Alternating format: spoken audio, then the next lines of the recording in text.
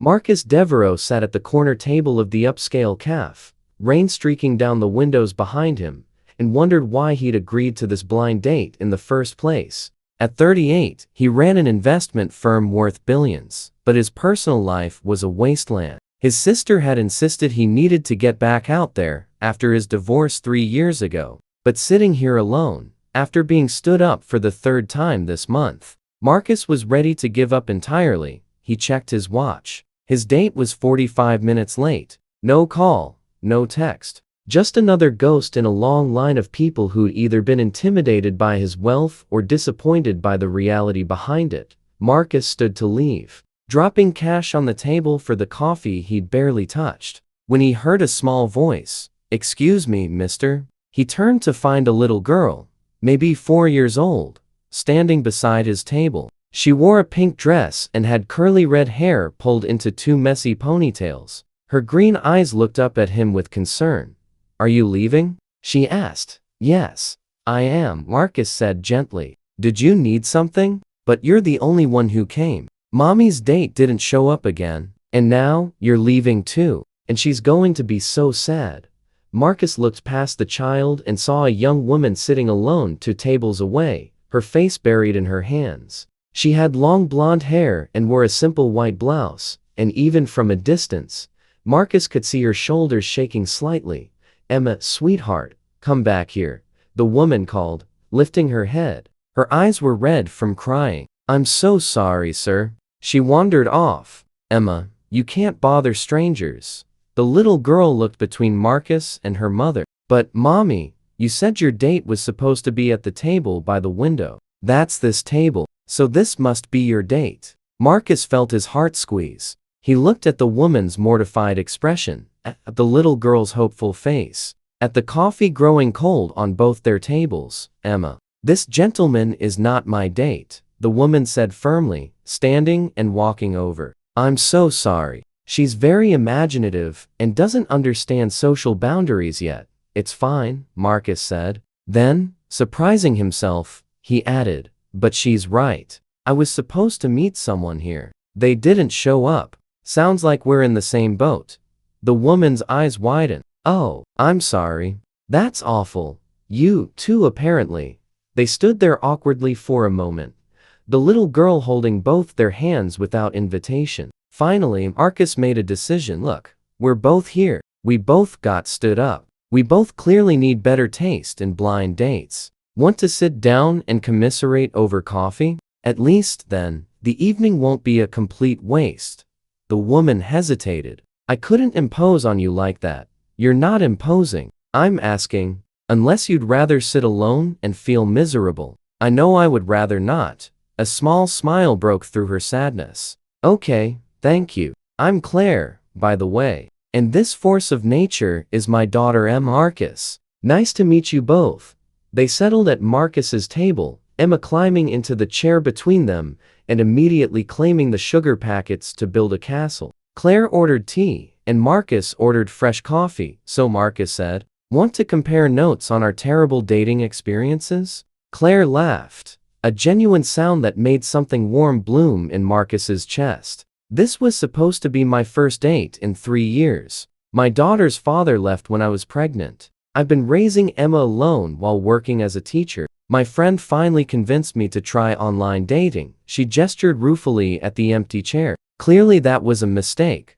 "I'm recently divorced," Marcus said. "Well, 3 years recently. My ex-wife left me for her personal trainer, which is such a glitch. I still can't believe it's my actual life story. This was my 3rd blind date this month. All 3 stood me up."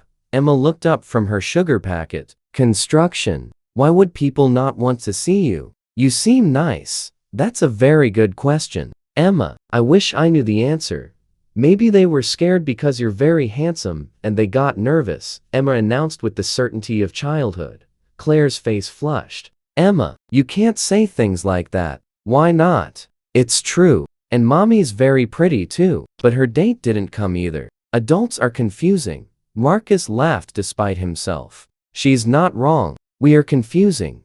As they talked, Marcus found himself genuinely enjoying the conversation. Claire was intelligent, funny, and refreshingly honest about the challenges of single parenthood. She worked 2 jobs to make ends meet, lived in a small apartment, and clearly adored her daughter despite the difficulties. When Marcus mentioned his work, he deliberately kept it vague: investment consulting, not wanting to introduce the wealth factor that had complicated so many interactions before. For the first time in years, someone was talking to him as just Marcus, not Marcus Devereaux, the billionaire. An hour passed, then 2. Emma colored on napkins, occasionally interjecting her own observations about life, love, and why broccoli should be illegal. Claire and Marcus discovered shared interests in books, hiking, and terrible action movies. Finally, Claire glanced at her watch and gasped, "Oh no, it's almost Emma's bedtime. I need to get her home." "I don't want to go," Emma protested. "Mr. Marcus is fun. I know, sweetheart, but we have to." Marcus felt disappointed at the evening ending. "Can I walk you to your car?" "I don't have a car." "We took the bus. In the rain?" "Let me at least call you a car service." Claire started to protest, but Emma said, "Mommy, it's raining really hard and the bus stop is far, and you always say it's okay to accept help when people offer nicely." Claire smiled at her daughter's logic. "Okay, thank you, Marcus." While they waited for the car, Marcus pulled out his business card and wrote his personal number on the back. "I'd like to see you again, if you're interested. Maybe an actual planned date instead of a commiseration session?" Claire took the card, her eyes widening as she read it. Marcus Devereaux. Devereaux Capital Management. Oh my God, you're that Marcus Devereaux." Marcus's heart sank. Here it was, the moment the dynamic changed. "I am. I should have mentioned it earlier, but it was nice being treated like a normal person for once. I just poured my heart out to a billionaire about my money struggles. I feel like an idiot. Please don't." "That's exactly why I didn't say anything. Claire, this evening was the best time I've had in years. Because you saw me as just Marcus. Don't let the money change that." Emma tugged on Claire's sleeve. "Mommy, money doesn't make people good or bad. You said that when we saw that mean rich lady at the store." "Mr. Marcus is nice because he's nice, not because he has money."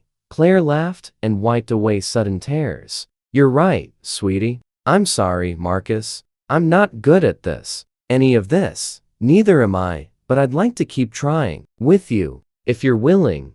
Claire looked at his hopeful expression, then at her daughter, nodding enthusiastically, then back at the card in her hand. "Okay, yes, I'd like that." Over the next months, Marcus and Claire built something real. He loved Emma's unfiltered observations about life. He appreciated Claire's refusal to let him use money to solve every problem. Even as he helped in ways, she'd accept better health insurance through his company, a safer apartment in a better school district, childcare assistance so she could finish her teaching certification. 6 months after that rainy evening, Marcus took Claire and Emma to the same cafe. "Why are we here?" Claire asked. "Because this is where we met. Where I was about to leave after being stood up, and a little girl asked me not to go, because I was the only one who came." He knelt down in front of Emma first. "Emma, I love your mother very much. And I love you too. Would it be okay with you if I asked your mom to marry me?" Emma threw her arms around his neck. "Yes. Then you can be my daddy for real." Marcus pulled out a ring and turned to Claire, who was crying and laughing at the same time. "Claire, you told me that night that your date didn't show up. Neither did mine. But I think maybe we were supposed to find each other instead. Will you marry me?" "Yes," Claire said through her tears. "Absolutely yes." Emma cheered, and several nearby diners applauded. And Marcus felt his heart fuller than it had been in years. At their wedding 6 months later, Emma served as flower girl, proudly announcing everyone that she was the one who'd convinced them to stay.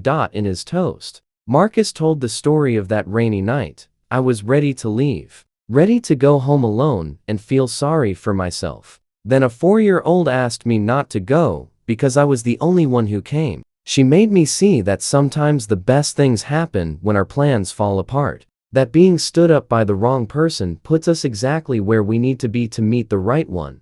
He looked at his wife and daughter. "Thank you for asking me to stay. Thank you for seeing me as just Marcus. Thank you for teaching me that real wealth is measured in moments like these, not in bank accounts. Emma raised her juice glass. I told Mr. Marcus not to leave, and he stayed. So remember, if you ask people nicely to stay, sometimes they do, and then magic happens. If this story touched your heart, like, share, and subscribe. Comment about times when plans falling apart led to something better, or when staying changed everything. Your stories remind us that the best moments often come from the unexpected detours.